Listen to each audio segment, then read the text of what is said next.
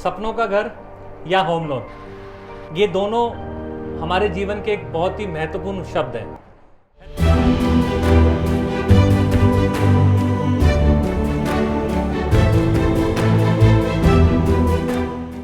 Hello friends, हमारे channel financial bit and growth में आपका स्वागत है।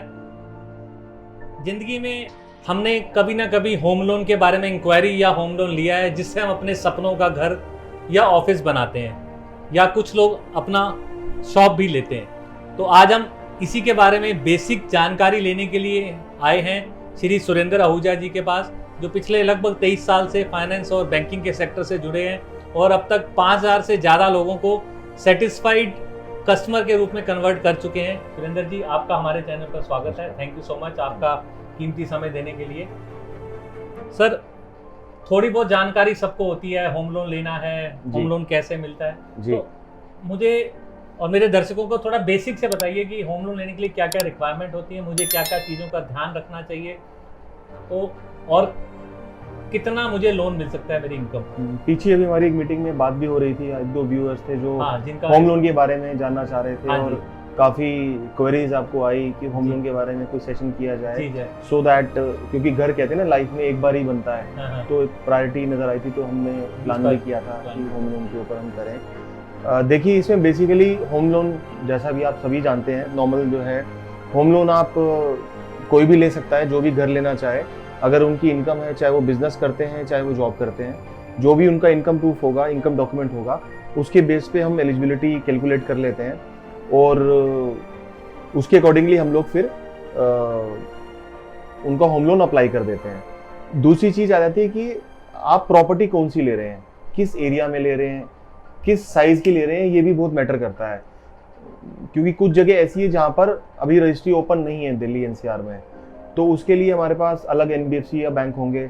कुछ ऐसे एरिया हैं जहाँ पर प्रॉपर्टी जीपीए पर होती है, जनरल पावर ऑफ अटॉर्नी के ऊपर। अब उसमें मिथ लोगों को ये रहता है थोड़ा सा कि जीपीए की प्रॉपर्टी पे होम लोन नहीं होता है लोन, थोड़ा टफ है, इंटरेस्ट रेट ज़्यादा होता है, but there is always solution for everything. मतलब बैंक में ऐसा प्रोडक्ट है कि जीपीए पर भी लोन हो सकता है, उसमें कुछ कंडीशंस होती हैं, वो फिर हम एनबीएफसी में अप्रोच करते हैं, बट अमाउंट थोड़ा कम होता है, बट हो जाता है। तो आपने ये समझा, ये भी एक बहुत कॉमन प्रॉब्लम है कि दिल्ली एनसीआर या देश के किसी भी जगह पर अगर ऐसी कोई प्रॉपर्टी है जहाँ पर रजिस्ट्री अभी अवेलेबल नहीं है या रजिस्टर्ड नहीं करने का प्रोविज़न है, तो वहाँ पर भी लोन की एक फैसिलिटी है और ऐसा एक प्रोडक्ट है। तो और इसके अलावा जैसे कुछ साइज का मैटर रहता है कि इतने साइज की पर लोन अवेलेबल है। हाँ, कुछ कंपनीज ऐसी हैं एनबीएफसी जिन्होंने कैटेगराइज किया हुआ है कि वो 25 मीटर या 30 मीटर से नीचे की प्रॉपर्टी पे वो लोन नहीं करती हैं। तो उसके लिए भी हमारे पास एनबीएफसी हैं स्मॉल लेवल की, जो कि उस पर फंडिंग कर देती हैं।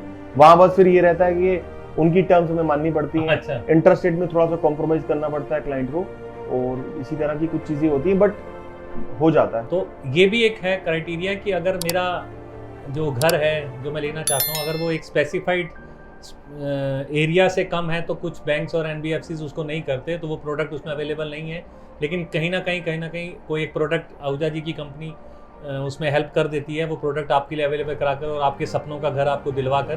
तो और क्या चीज़ों का मुझे ध्यान रखना है सर? टाइटल, लोन एलिजिबिलिटी के लिए मेरी इनकम। देखिए, प्रॉपर्टी फाइनल करने से पहले चाहे आप हमसे एडवाइस लें या किसी और से भी, प्रॉपर्टी की जो पेपर्स हैं वो एक बार आप अच्छे से थॉरोली चेक करा, टाइटल क्लियर करा, ताकि उसमें कल को कोई ऐसा इशू या प्रॉब्लम निकल के ना आ जाए कि मान लीजिए आपने लोन अप्लाई कर दिया बैंक में, फाइल आपकी चली गई, प्रॉपर्टी के पेपर जब वहाँ जाते हैं, लीगल सर्च वगैरह सब चीज़ उसका होता है, वहाँ जाकर किसी वजह से फाइल आपकी रुक जाती है, तो आपका टाइम वेस्ट होता है। फिर आपने रजिस्ट्री की जो डेट कमिटमेंट कर रखी होती है सेलर को, वहाँ पर फिर आपको थोड़ा सा दिक्कत हो जाती है। पेपर हम जो टोकन अमाउंट देते हैं वो भी फॉरफिट हो जाता है, जो भी टर्म्स आपकी हैं। एज पर योर एडवाइस कि हमें एक प्री अप्रूवल ले लेना चाहिए पहले प्रॉपर्टी के पेपर से अगर आप ले लेंगे, अगर आप ओपन मार्केट से ले रहे हैं कोई भी प्रॉपर्टी, तो उसमें प्रॉपर्टी की डॉक्यूमेंटेशन फोटोकॉपी अगर आप दे देंगे, तो थोड़ा सा थॉरोली हम चेक करके फिर उसको तभी हम कि हमें उसमें आगे प्रोसीड करना है। तो इस बात का आपको ध्यान रखना है कि आपने जो भी प्रॉपर्टी फाइनल की है उसका एक बार डॉक्यूमेंटेशन अपने कंसल्टेंट से एक बार जरूर उसको वेरीफाई करा लें तभी आप टोकन और अपनी पेमेंट के जो भी आपके टर्म्स हैं उस पर आगे बढ़े, और कल को ऐसा ना हो कि उस प्रॉपर्टी पर टाइटल क्लियर ना हो और आप लोन लेने में एलिजिबल ना हो पाए उस प्रॉपर्टी की वजह से। मैं आपकी पर्सनल एलिजिबिलिटी की बात नहीं कर रहा। और इसके अलावा मेन सबसे जरूरी है कि कभी भी प्रॉपर्टी को फाइनल करने में जल्दबाजी ना करें। हम कई बार एक्साइटेड हो जाते हैं कि ये अच्छी प्रॉपर्टी हमें समझ में आ गई है, कहीं हाथ से ना निकल जाए। जल्दबाजी में कई बार हो जाता है कि हम बिना उसको पूरा चेक करे थॉरोली डॉक्यूमेंटेशन को हम डील डन कर देते हैं, एटीएस कर लेते हैं, agreement to sell, token money दे देते हैं। बाद में कोई चीज पता चलती है तो वहां पर फिर हमारी सिचुएशन बड़ी मतलब दिक्कत वाली हो जाती है, प्रॉब्लमेटिक, कि पेमेंट भी कर दी, टोकन दे दिया और यहाँ प्रॉपर्टी में कोई इशू आ गया या कहीं कोई फीडबैक या रेफ चेक किया हमने और इशू है कोई प्रॉपर्टी में, तो फिर वहां पर दिक्कत आ सकती है। इस बात का भी आपको ध्यान रखना है कि हमें अपने सपनों का जो भी घर या प्रॉपर्टी या कुछ भी हम लेना चाहें तो जल्दबाजी ना करें, क्योंकि उसमें कई तरह के बैरियर्स होते हैं जिनको आपको पूरा, या हर्डल्स इसे कह सकते हैं, बैरियर्स ना कहकर, हर्डल्स को पूरा करते हुए क्लियर करते थॉरोली चेक करके तभी आप फाइनल, और एक अच्छे एडवाइजर या कंसल्टेंट को आप इसमें सब हेल्प करते हैं। बिल्कुल कर सकते हैं। हमारी लीगल टीम है जो हमें सपोर्ट करती है। जब भी आपकी प्रॉपर्टी के ऊपर हमें देते हैं कि हमें ये प्रॉपर्टी लेने का प्लान कर रहे हैं, इस पर फंडिंग के लिए एलिजिबिलिटी हमारी फाइनेंस टीम निकालती है। लीगल का जो भी चेक कराना होता है वो हमारी टीम वर्क करती है उसके ऊपर। जो भी अप्रोप्रिएट या कंसर्न जो बैंक्स होते हैं उनसे डिस्कस करके जब वो यस कर देते हैं तभी उसको प्रोसेस में डालते हैं। तो आपसे लीगल एडवाइस भी ले सकते हैं और हाँ, द टीम इज देयर, वो एडवाइस कर सकते हैं। तो आप लीगल एडवाइस भी ले सकते हैं, लीगल टीम उस पर ओके करे तो आप आगे बढ़ें। और इसके अलावा मुझे इनकम के ऊपर क्या रहता है, कितने मतलब टाइम्स मुझे प्रॉपर्टी का या प्रॉपर्टी वैल्यू का कितना लोन मिलता है, इसमें थोड़ा सा उसके ऊपर बता देते। जैसे पहले की हमने सेशन में आपको बताया कि पर्सनल लोन में जो कैटेगरी रहती है और क्या क्या उसमें क्राइटेरिया होते हैं। होम लोन के अंदर हम को एप्लीकेंट भी ले सकते हैं, जिसमें कि ब्लड रिलेशन में फादर, मदर, ब्रदर, अगर अनमैरिड है, वाइफ, बच्चे, इनकी इनकम को हम क्लब कर सकते हैं। सिस्टर अगर अनमैरिड है तो कर सकते हैं, वो साथ रहती है, अनमैरिड है। बच्चे बिलो एज 18 प्लस और इनकम होगी। अच्छा, मैरिड बच्चों को भी ले सकता हूँ साथ अगर वो रहते हैं। अच्छा, साथ अगर रहते हैं तो ले सकते हैं। तो उसमें इनकम क्लब हो जाती है। सपोज मान लीजिए फैमिली में जो बड़े हैं सबसे, उनकी अगर ITR 5 लाख की जाती है और उनकी वाइफ की 3 लाख की जाती है, 2 बेटे हैं जो साथ ही रहते हैं, जॉब करते हैं, उनकी 50,000 की इनकम है, तो चारों की इनकम को क्लब करके हम एलिजिबिलिटी उस हिसाब से बना सकते हैं। तो दैट कैन बी डन, कि ऐसा नहीं है कि सिर्फ एक पर्सन के नाम से ही रहेगा। और अगर फीमेल को एक एडवाइस है बेसिकली कि फीमेल को अगर हम ऑनरशिप में पहला नाम डलवाते हैं तो हमें उसमें रजिस्ट्री चार्जेस में भी रिबेट मिलती है। वो चीज़ को भी हम माइंड में रख सकते हैं। तो इसी तरह की और भी 2-3 चीज़ें होती हैं जो हमें प्रॉपर्टी को फाइनल करने से पहले माइंड में रखनी, सो दैट कि मैक्सिमम बेनिफिट क्लाइंट को रहे और किसी भी तरह का नुकसान ना हो उनको, और बेनिफिट ही रहे डील करने में ओवरऑल। तो मुझे कई कॉम्बिनेशंस को ध्यान में देखना है। जैसे आपने बताया कि लेडीज को अगर हम फर्स्ट नेम होता है ऑनरशिप में तो रिबेट रहती है, रजिस्ट्री चार्जेस कम होते हैं जी। और इनकम का एक लास्ट पॉइंट सर आपसे पूछना चाहूंगा, मेरी इनकम का कितने % और जो उसकी मार्केट वैल्यू है उसका कितना मुझे परसेंटेज लोन? देखिए उसमें ना काफी सारे कॉम्बिनेशन है। ऐसे नटशेल में रफ आइडिया ये कि बेसिकली अगर टोटल फैमिली की इनकम लेट से मान लीजिए साल की 12 लाख है, मंथली 1 लाख रुपए हो गई, तो उस पर हम उनको अप्रोक्सीमेटली 80 लाख के आसपास का लोन हम दिला सकते हैं approximately. That can B plus minus मतलब उनकी जॉब, कंपनी प्रोफाइल के हिसाब से, उसकी मार्केट वैल्यू या प्रॉपर्टी की वैल्यू है उसका हम लोग आपको 100% तक दिला सकते हैं, विच एवर इज लोअर।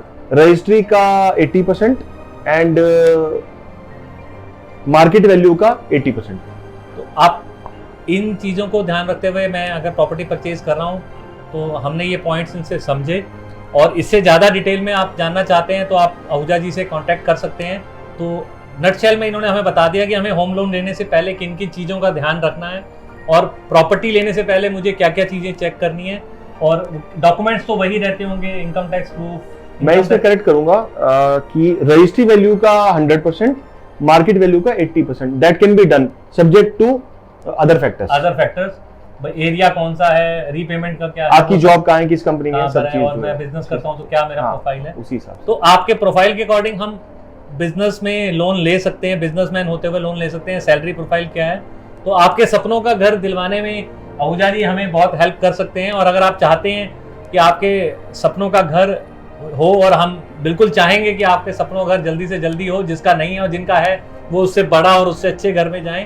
तो नीचे दिए डिस्क्रिप्शन में आप इनसे कांटेक्ट कर सकते हैं, ये आपको बेस्ट से बेस्ट डील दिलवाएंगे और रेट ऑफ इंटरेस्ट कम से कम और आपकी एलिजिबिलिटी के अकॉर्डिंग आपको ये दिलवाएंगे। आपका बहुत बहुत धन्यवाद हमारे चैनल पर आने के लिए और हमारे दर्शकों को।